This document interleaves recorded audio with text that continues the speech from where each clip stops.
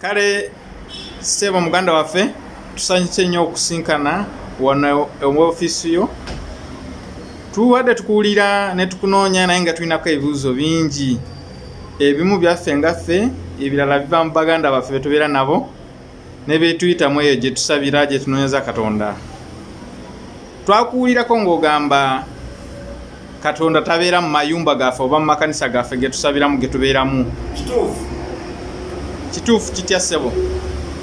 Kubanga kati eyo gye tusabira ffe, omusumba waffe atugamba tuzimbire Katonda, tuweeyo ssente tuzimbire Katonda ennyumba, naye Katonda alituzimbira. Kati tugamba Katonda tabeera mu mayumba ago. Kituufu kitya ssebo? Katonda yatonde eggulu n'ensi kusinziira ku byawandiikibwa. Kyemmanyi nti naawe obimanyi. Bayibuli tugamba tabeera mu nnyumba zizimbiddwa na mikono gy'abantu.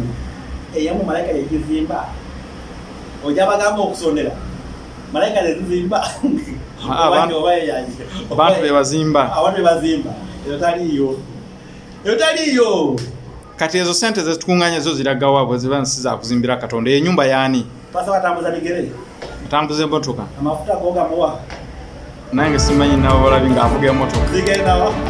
Zigende wa past. Ojabuuza.